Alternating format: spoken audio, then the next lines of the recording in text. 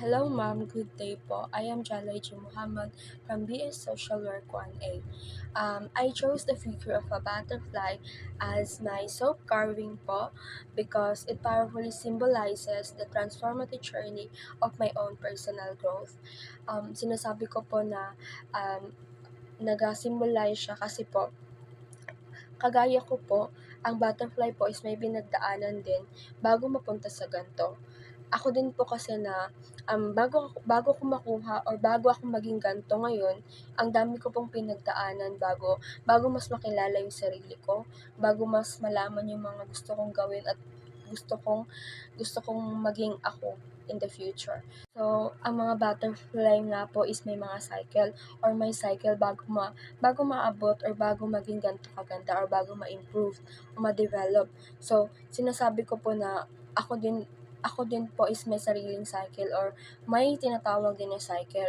Naisip ko po na bago ako nagsimula or bago ko na-improve pa yung sarili ko or umabot sa ganito, yung mas kilala ko na yung sarili ko, is umabot pa ako or may mga pinagdaanan po ako na hindi po na nagbigay po ng lesson para mas ma-improve ko po yung sarili ko.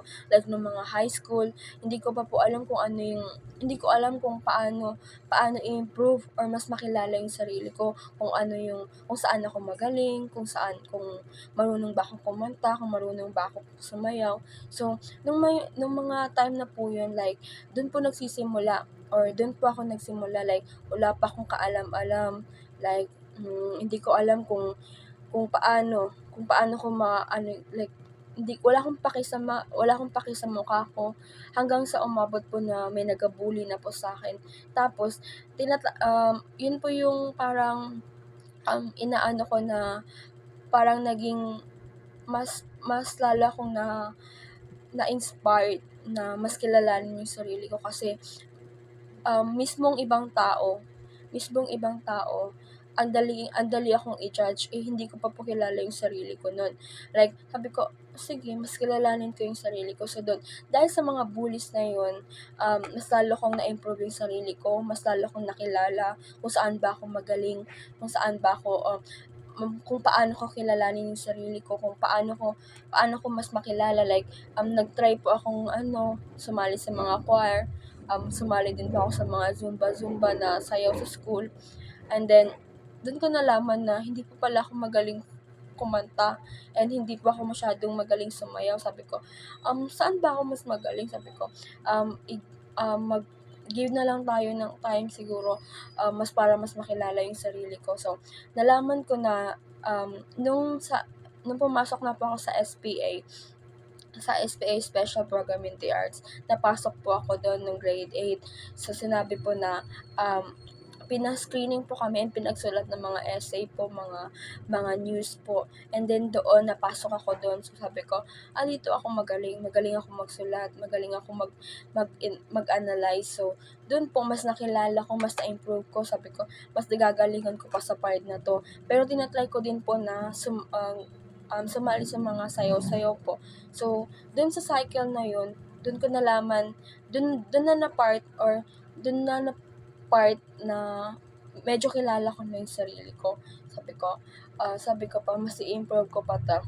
Tapos nung mga college na po, dun na nag-ano na po ako, like, nag like, mas lalo ko ng pinahalagahan yung sarili ko, mas lalo ko ng kinilala. Sabi ko, "Ang pangit ng mukha ko." Sabi ko gano'n, ang itim-itim ko. So, sabi ko, mas i-improve ko pa yung sarili ko para mas makita ko pa yung totoong ako. Like, naggamit pa ako ng mga medyo pampaputi, mga makeups po bago ko mas makilala yung sarili ko. Sabi ko, may gaganda pa pala ako, gano'n po, pero kahit hindi naman po. So, parang parang na-realize ko na sa life may mga step by step bago mo makilala yung sarili mo. Kahit hindi mo sila nagagandahan sa'yo, at least ikaw nakikita mo na may ginagawa ka, nag-e-effort ka para makita mo yung mga improvements na ginagawa mo sa sarili mo.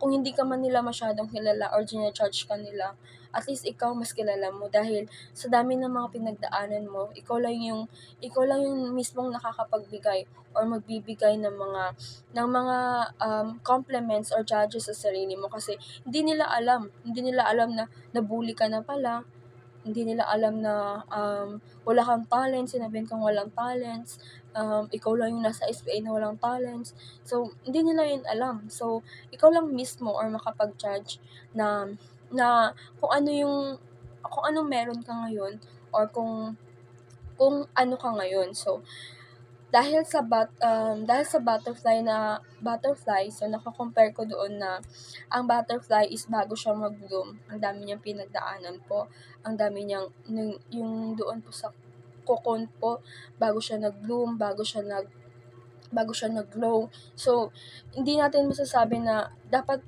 dapat maganda ka na agad, dapat ano ka na agad, dapat dapat pagpanganak sa'yo maganda ka na agad. So, dapat kilalanin mo pa yung sarili mo, hindi lang sa panlabas na anyo, kundi sa panloob din po. Kasi ikaw lang mismo yung